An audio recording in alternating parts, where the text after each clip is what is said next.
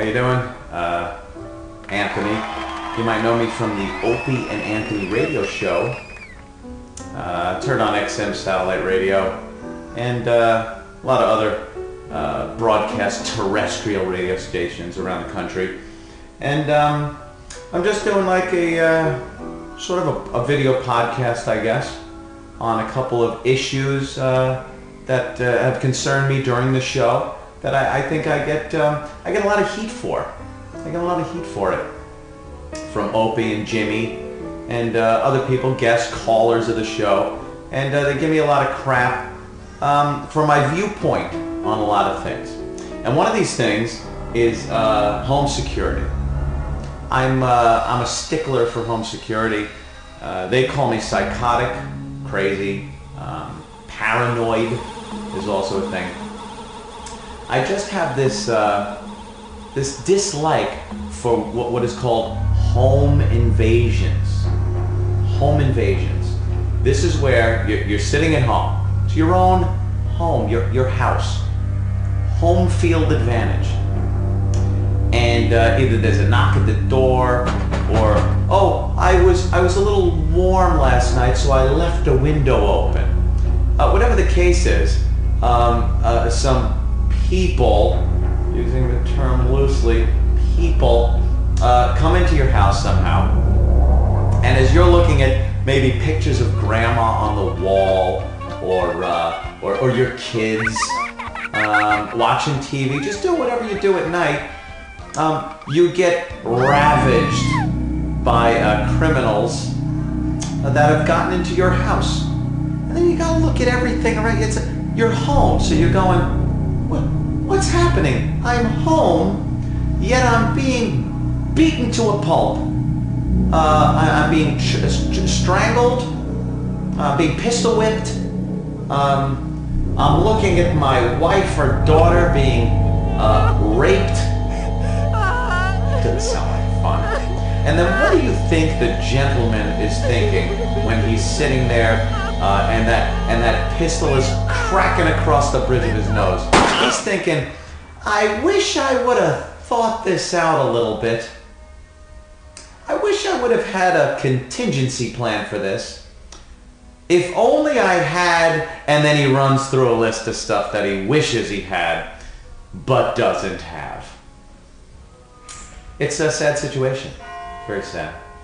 That's why I will not be a victim. It will be very difficult for me to be a victim in my own home. I'm sitting here in my office, and I'm loaded for bear. That's pretty much what you have to do in this day and age. There's a pro-gun and anti-gun people, but the bottom line is, I don't care how anti-gun you are, and I don't mean to make this political, I just mean if you're an anti-gun person and someone breaks into your house, it's a home invasion, you are gonna wish you had a gun. Because fighting them off with clever words, it rarely works. Especially when your words have to go through your vocal cords when they're being choked off with your phone cord, or duct tape is over your mouth. Very hard to bargain with people when there's duct tape over your mouth. And just the horror of it happening in your own home, it's unimaginable.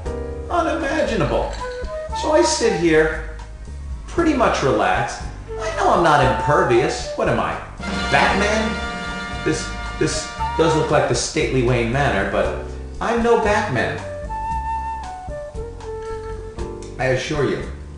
But I will not be caught with my proverbial pants down. So, here's where we get back to the show.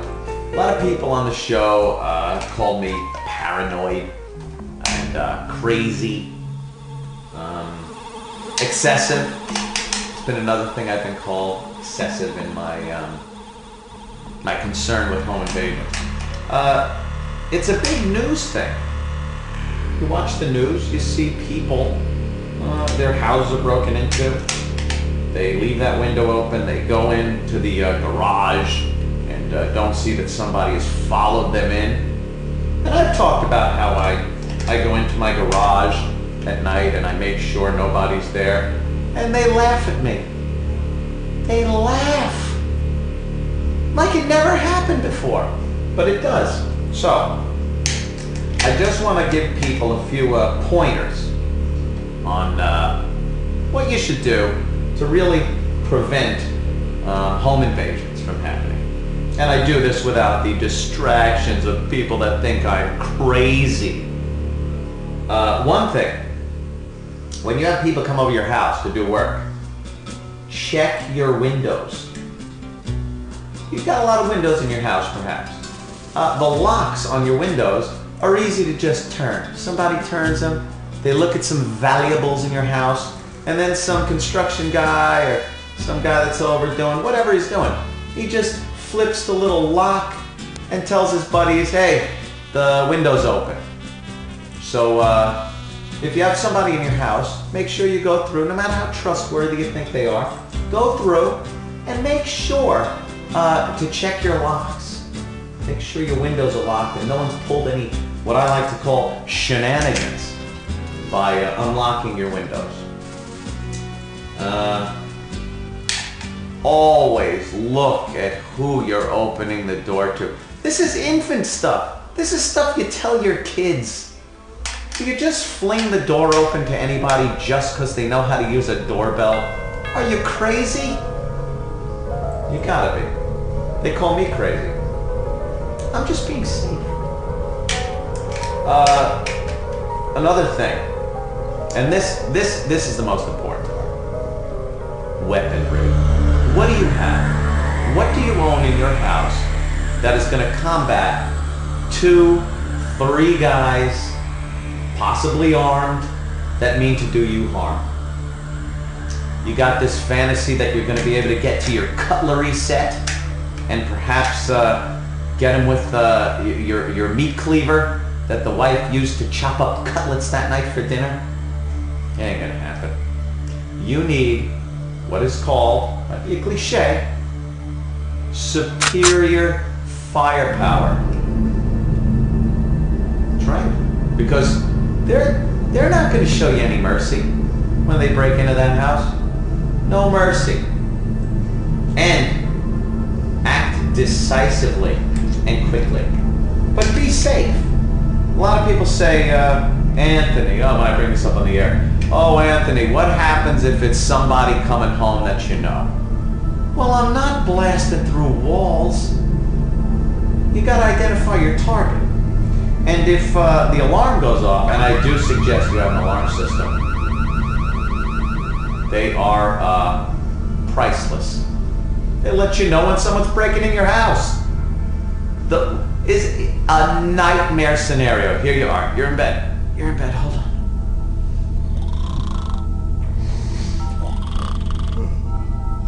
Huh? Ah! There he is. There he is. What are you gonna do? You didn't know he came in the house because no alarm came off. But when you hear this, now you know. Now you know. There's a problem. Next step, what do? You know someone's in your house. They don't belong there.